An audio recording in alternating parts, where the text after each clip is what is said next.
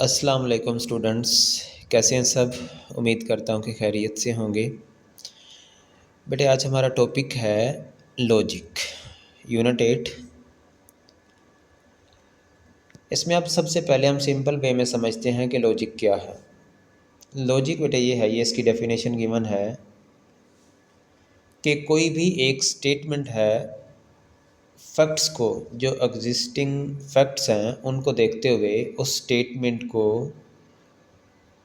Observe करना कि वो ट्रू है या फॉल्स है। दो ही पॉसिबिलिटी हो सकती हैं कि कोई भी एक स्टेटमेंट है वो ट्रू है या फॉल्स है।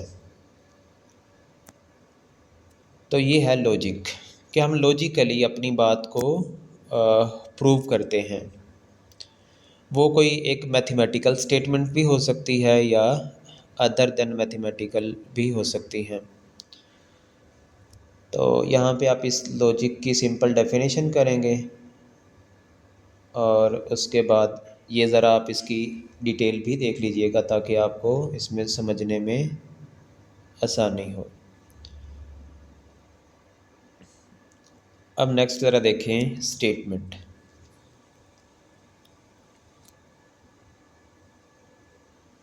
अब स्टेटमेंट क्या है?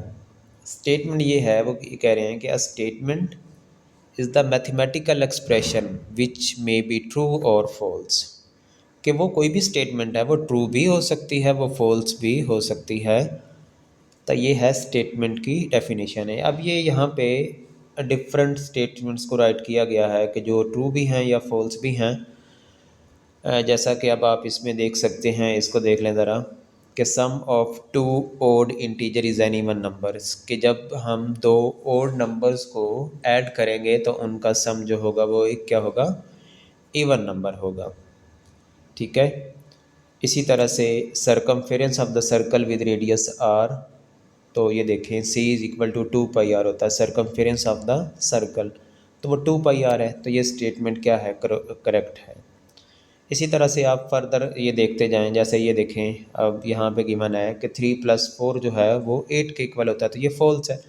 मतलब ये कि स्टेटमेंट जो है वो क्या है, वो ट्रू भी हो सकती है और फॉल्स भी हो सकती है, दोनों पॉसिबिलिटीज़ उसमें पाई जाती हैं। तो ये सारी जो है ना जस्ट स्टेटमेंट्स हैं जो कि ट्रू भी हैं और फॉल्स भी हैं। यहाँ पे इस तरह से ये गिवन है। तो आप सिंपल वे में स्टेटमेंट की डेफिनेशन को ऑब्ज़र्व कर सकते हैं कि स्टेटमेंट क्या है, एक मैथमेटिकल एक्सप्रेशन है विच मे बी ट्रू और फॉल्स, कि जो ट्रू भी हो सकता है और जो फॉल्स भी हो सकता है। अब नेक्स्ट ज़रा देखें।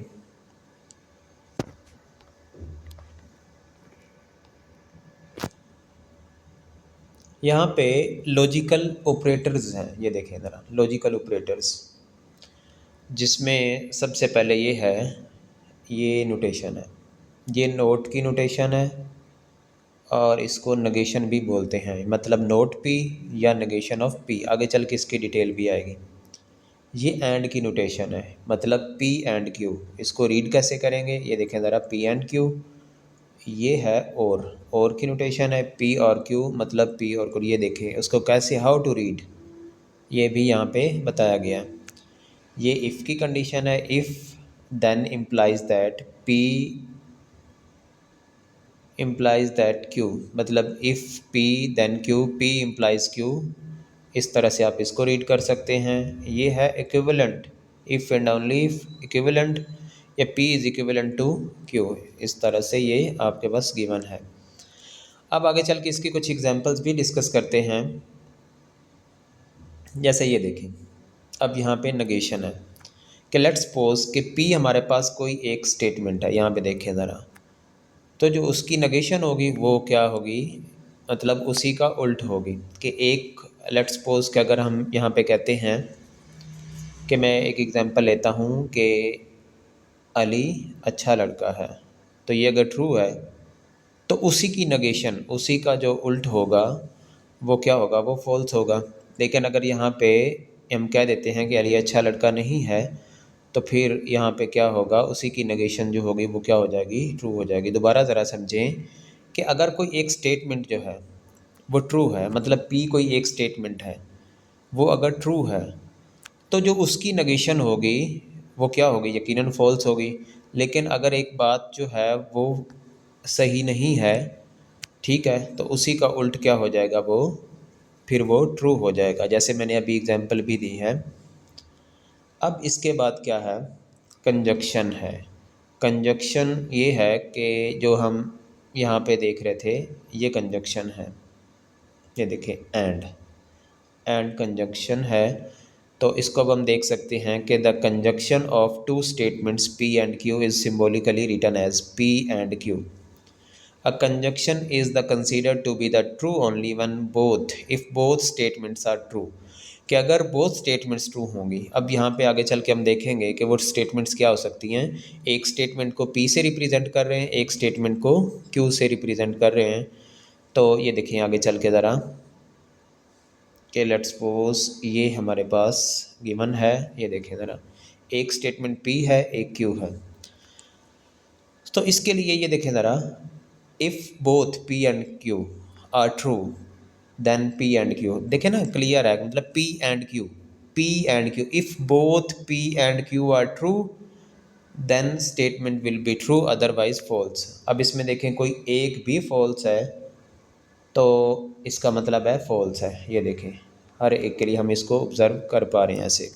अब ये एग्जांपल्स भी गिवन है, जैसे यहाँ पे अगर हम देखें कि Lahore is the capital of Punjab and Quetta is the capital of Balochistan, तो ये दोनों बातें ट्रू हैं। मतलब यहाँ पे अगर हम इसको ऑब्ज़र्व करें, ये देखें।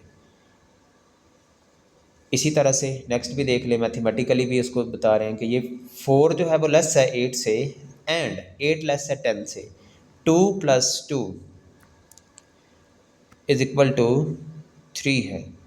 और एंड यहाँ पे अब क्या गिवन है, 6 + 6 इज इक्वल टू 10 है। मतलब ये कि 2 + 2 जो है वो इक्वल नहीं होता 3 के, लेकिन वो इक्वल लिख रहे हैं 3 के, तो ये फॉल्स है। अगर एक कंडीशन फॉल्स है और 6 + 6 उसको 10 लिख रहे हैं तो दोनों फॉल्स, मतलब दोनों फॉल्स हैं तो भी क्या हो जाएगा, ये फॉल्स। उन्होंने मतलब एग्जांपल इतनी दी है, जस्ट इसकी दी है और लास्ट वन इसकी दी है। तो आप सिंपली याद रखें कि if both P and Q are true then statement will be true otherwise false. तो ये बाकी सारी कंडीशंस क्या हो जाएंगी, ये फॉल्स हो जाएंगी। अब इसके बाद है डिसजंक्शन।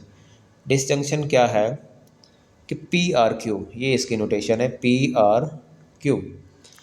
तो इसके लिए क्या है, PRQ, P या Q में से कोई एक भी ट्रू होगा तो ट्रू होगा। यहाँ पे तो बोथ ट्रू है ना, तो ट्रू होगा। अगर P और Q में से कोई एक भी ट्रू होगा, P और Q, या P या Q, तो ये ट्रू होगा। फॉल्स कब होगा, जब दोनों में से कोई एक भी ट्रू नहीं होगा, तो फिर कंडीशन क्या हो जाएगी, फिर कंडीशन इसकी फॉल्स बनेगी। इसी तरह से आप इसकी भी एग्जांपल्स खुद ऑब्जर्व कर सकते हैं। अब नेक्स्ट है इम्प्लीकेशन और कंडीशनल स्टेटमेंट। कंडीशनल स्टेटमेंट ये है कि इसमें ये होगा कि if both P and Q are true then true, ये भी ट्रू। मतलब ये फॉल्स ओनली, एक ही कंडीशन इसमें है, फॉल्स कब होगा, जब first one is true, second one is false, then false, otherwise true. तो ये आप हर एक के लिए देख सकते हैं कि फिर तो ट्रू है, जब एक फर्स्ट ट्रू है सेकंड फॉल्स है तो फॉल्स है, अदरवाइज ट्रू है यहाँ पे। तो इसको भी आप देख सकते हैं, compound statement of the form if P then P implies Q, also written as P implies Q is called conditional statement। तो यहाँ पे अब हम देख सकते हैं कि एपोथेसिस and Q is called the consequent। मतलब यहाँ पे जो P है इसको हम एंटीसीडेंट कहते हैं, ये P एंटीसीडेंट है, Q क्या है, कॉन्सिक्वेंट है। ये देखिए ये एंटीसीडेंट यहाँ पे वो मेंशन कर रहे हैं और Q क्या है, वो कॉन्सिक्वेंट है। तो इस तरह से हम इसको भी ऑब्जर्व कर सकते हैं। अब यहाँ पे देखें कि a conditional is recorded false only, कि वो फॉल्स किस सूरत में होगी, when antecedent is true and consequent is false. जब एंटीसीडेंट, फर्स्ट वन P क्या है, एंटीसीडेंट है, नेक्स्ट वन क्या है, कॉन्सिक्वेंट। कि false only when antecedent is true and consequent is false, otherwise in all other conditions statement will be true. तो statement क्या होगी, वो ट्रू होगी। तो ये सिंपली आपने इसको इन सब डेफिनेशंस को इस तरह से लर्न करना है। अब ज़रा देखिए नेक्स्ट, वो है bio conditional statement. Bio conditional statement क्या है, इसमें अब आप देख सकते हैं, इसमें अगर आप चाहें तो इनको इग्नोर भी कर सकते हैं। सिंपली आप देखें कि इन biconditional statement true only when both P and Q are true और फॉल्स। ये देखें, ये दो ट्रू की कंडीशन बन रही है कि जब दोनों ट्रू होंगे पी एंड क्यू। क्या मतलब, जब दोनों ही ट्रू होंगे पी एंड क्यू, या फिर दोनों ही फॉल्स होंगे, तो ये ट्रू होंगी कंडीशंस, अदरवाइज़ क्या होंगी, फॉल्स होंगी। इसमें अगेन कह रहा हूँ कि इन कंडीशंस को, क्योंकि ये पी टू क्यू है, वो इसमें कंडीशनल स्टेटमेंट है, मतलब पी से क्यू, और रिवर्स वो क्यू से पी भी ले रहे हैं, तो ओवरऑल एट द एंड ये आपके पास क्या है, कुछ ऐसी फॉर्म बनती है। तो दोनों को कंबाइन करके इस तरह से लिखा गया है। आप अगर चाहें तो इनको इग्नोर यहाँ पे कर सकते हैं। तो एक ही बात याद रखें कि पी एंड क्यू, मतलब P biconditional Q true only when both P and Q are true और both P and Q are false, then statement will be true otherwise false. तो यहाँ पे अब आप देख रहे हैं कि ये यहाँ पे कंडीशंस क्या हैं, स्टेटमेंट्स क्या हैं, वो फॉल्स हैं। तो इस तरह से हम इसको भी ऑब्ज़र्व कर सकते हैं। तो पहले आप इन 4 डेफिनेशंस को देखें। फर्स्ट भी इसमें मतलब 5 को चले देख लें। इसमें फर्स्ट वन तो सिंपल था ना, कि उसमें अगर आपके पास कोई एक स्टेटमेंट है तो उसी की नेगेशन, उसी का उल्ट जो होगा वो क्या हो जाएगा, अगर एक ट्रू है तो नेक्स्ट वन क्या हो जाएगी, फॉल्स हो जाएगी। इसके अलावा बाकी आप वन बाय वन हर एक को ऑब्जर्व कर सकते हैं। मैं इसका एक बार फिर से ओवरव्यू भी दे देता हूँ। अब यहाँ पे इन इस पे एक बार फिर से गौर कर लें। सबसे पहले तो था ना आपके पास वही नेगेशन। नेगेशन तो सिंपल है, मैं यहाँ पे दोबारा भी लिख देता हूँ कि अगर एक पी है स्टेटमेंट, तो उसी का नेगेशन जो होगा वो क्या हो जाएगा, मतलब अगर पी कोई एक स्टेटमेंट है वो ट्रू है, और उसी का जो नेगेशन हो जाएगा वो क्या हो जाएगा, फॉल्स हो जाएगा। अगर मैं यहाँ पे एक सिंपली बात करूँ कि ज़मीन गोल है, लेट्स सपोज ज़मीन गोल है, तो ये ट्रू है। अब मैं कहता हूँ ज़मीन गोल नहीं है, तो ये फॉल्स हो जाएगी ना, कि ये स्टेटमेंट फॉल्स हो जाएगी, क्योंकि हम एक स्टेटमेंट जो है उसको अगर इस तरह से डिस्कस कर रहे हैं तो दोनों में से कोई एक ही बात सही होगी ना। अगर फर्स्ट वन ट्रू है तो सेकंड फॉल्स है। लेकिन अगर यहाँ पे ये बात हो जाती है कि लेट्स सपोज के ज़मीन जो है वो गोल नहीं है, तो ये अगर कंडीशन फॉल्स है तो उसी की नेगेशन, उसी का उल्ट क्या हो जाएगा, वो ट्रू हो जाएगा। तो ये तो सिंपल सी बात थी ऐसे। अब यहाँ पे कंजक्शन को देखें, पहले भी मैं बता चुका हूँ कि true only when both P and Q, ये देखें ना, P and Q when both P and Q are true otherwise false, otherwise ये क्या बनेगा, फॉल्स बनेगा। अब नेक्स्ट ज़रा देखें डिसजंक्शन क्या है, कि false only when both P and Q are false, कि ये इसी सूरत में फॉल्स होगी कंडीशन जब बोथ पी एंड क्यू वो फॉल्स होंगी। अदरवाइज़ यहाँ पे देखें अगर बोथ ट्रू हैं, मतलब पी और क्यू, ये नोटेशन और की है ना, तो पी और क्यू मतलब ये कि कोई एक भी अगर ट्रू होगा तो ये ट्रू ही होगा। फॉल्स इसी कंडीशन में होगा, false only when both P and Q are false, तो जब दोनों ही फॉल्स कंडीशन होगी तो ऐसे। अच्छा, फिर यहाँ पे ये मैंने बता दिया कि P and Q, in P and Q P is called antecedent, ये P एंटीसीडेंट है, Q कॉन्सिक्वेंट है। तो इस तरह से हम इसको भी ऑब्जर्व कर सकते हैं। अब नेक्स्ट ज़रा देखें, अब है यहाँ पे इम्प्लीकेशन या conditional statement. False only when P is true, जैसे यहाँ पे पहले भी बात कर रहे थे, पीछे भी इसकी डेफिनेशन की है कि इन conditional statement false only when antecedent is true and consequent is false। मतलब ये when false only when P is true and Q is false। तो इसी सूरत में false होगा, अदरवाइज आप रिमेनिंग 3 कंडीशंस को अगर देखें तो उसमें क्या है, ये हमेशा ट्रू ही रहेगा। तो इसको भी आप ऐसे ऑब्जर्व कर सकते हैं। और यहाँ पे आप बायो कंडीशनल स्टेटमेंट है, तो इसमें क्या होगा कि true only when both P and Q are true और P and Q are false. कि जब दोनों ही ट्रू होंगे तो ट्रू होगा, जब दोनों फॉल्स होंगे तो ये कंडीशन फॉल्स होगी। अदरवाइज़ यहाँ पे क्या है, रिमेनिंग 2 कंडीशन में हम देख सकते हैं कि कंडीशन क्या बन रही है, ये फॉल्स बन रही है। तो बेटे अब आपने करना ये है कि यहाँ तक इसकी डेफिनेशंस को अच्छे से एक बार लर्न करें, फिर आगे चल के हम क्वेश्चन भी सोल्व करेंगे, एक्सरसाइज को भी देखेंगे। अभी फर्दर भी इसकी कुछ डिटेल जो है ना वो डिस्कस होने वाली है।